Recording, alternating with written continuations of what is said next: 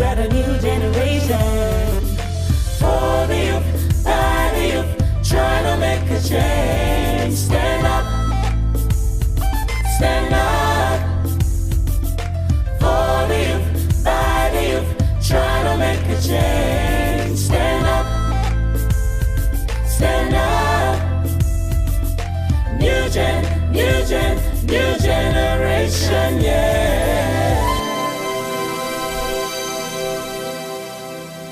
Once your child gets to 14, they're likely to be getting a lot more moralistic about life, and they'll have a lot stronger ideas of what's right and wrong. That means they're much more likely to take sides and actually make decisions for themselves about who was right and who was wrong in your divorce and separation.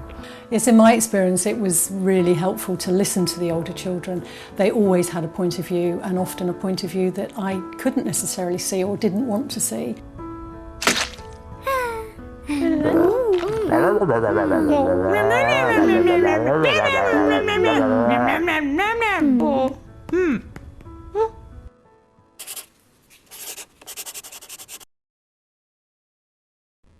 Mood swings and challenging behaviour is to be expected. It's really important not to blame everything on your divorce and separation, and recognise that a lot of what may be going on is just normal for their age.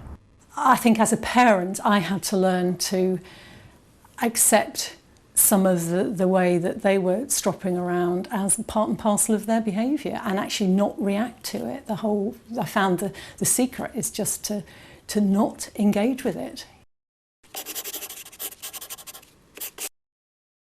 Whether you like it or not, unfortunately you may well be on the receiving end of that anger, and they need to know that it's okay to be angry. Of course there are right and wrong ways of expressing that anger, but it's okay to feel angry about this.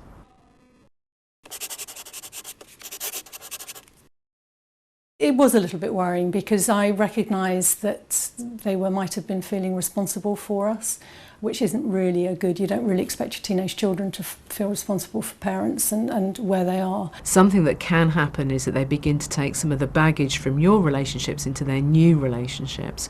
So it's particularly important to talk to them about what's gone wrong in your relationship, but making sure they know that it doesn't have to happen in every relationship. It certainly doesn't have to happen to them.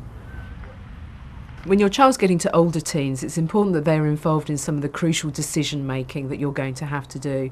That means that they get a say in when they want to see the other parent, how they want to schedule the time, that they decide how they want to decorate their room, how they want things to be laid out. It's really important for them to have a sense of control over the decisions that are being made for them as well, and they're really part of that. The older children certainly were given the opportunity to explain and verbalise exactly how they wanted to live their lives with their parents, and that actually came up in the children's proceedings in the court.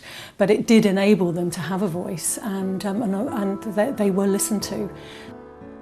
Divorce and separation always affects children, but as long as you make sure there is minimal conflict between you and your partner and they have regular access to both of you, it doesn't have to be negative.